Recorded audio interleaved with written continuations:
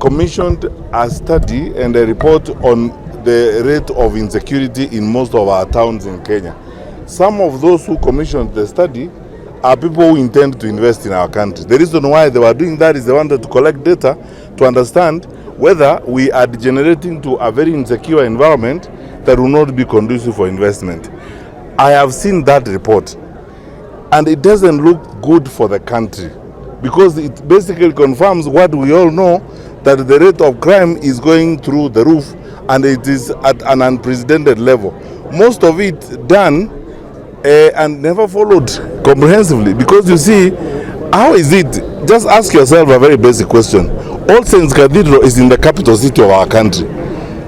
How can people beat up thugs, criminals, beat up people even into All Saints Cathedral in the capital city of our country? How can that happen? I don't understand whether our leaders have a sense of shame. No, it is very humiliating for our country to see those kinds of things we are seeing. Because we can have political differences will not end even after the elections next year.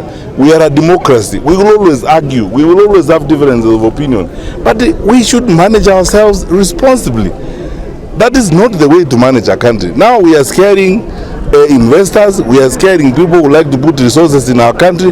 How on earth are we going to generate employment if we don't manage these things? And you cannot tell me, I have been a minister of security, you cannot tell me that the elaborate security infrastructure we have in the country does not know what is going on. Somebody is looking there.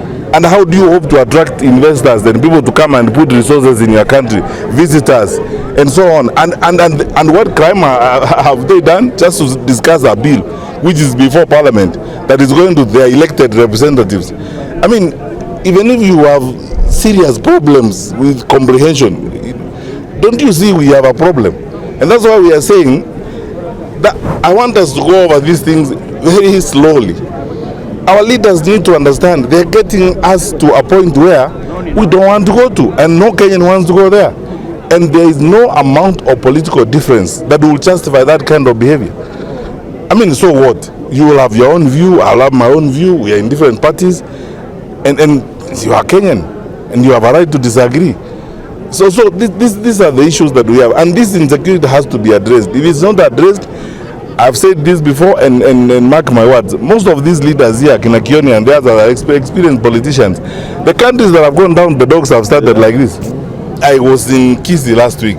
The kind of madness going on there is shocking. Elected leaders, an elected leader like an MCA, elected, is attacked by thugs in broad daylight. 7 days later, when I went to see him in Osto, the county police commander had not been there. 7 days later, and all that is happening at the county headquarters. What would the county commander be doing better than going to see that guy who has been attacked, who is in hospital, and looking for those thugs in a small place like that? Do you want to actually tell me that our police service with its capacity cannot root out this? Ask me, I was the minister before. This is nothing. I mean, we have a very elaborate security infrastructure in the country, from Nyumba Kumi, assistant chiefs, all the way, sub-county security committees, county security committees, regional security committees.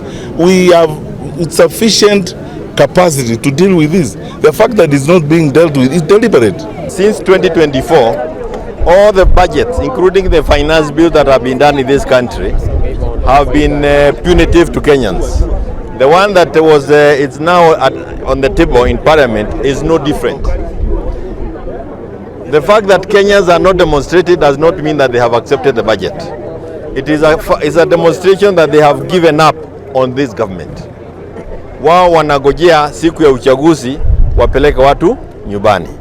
They made up their minds. It is upon us in the opposition to organize ourselves so that we do not let them down. But there is nothing to celebrate in the finance bill, in the budget that is before Parliament.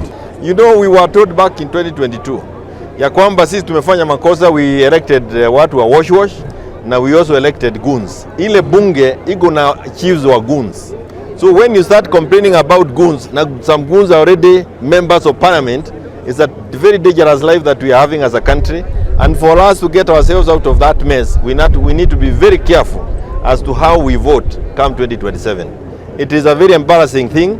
Countries like even Ethiopia is suffering because of the issues of goons, but all said and done, we have to deal with the issues. We have to deal with the issues of leadership on the floor and outside for us to be able to deal with the issues of goons. Suffering for as long as he understands that shida ya Kenya hata isuruhisha akiwa kwa dege. Yes.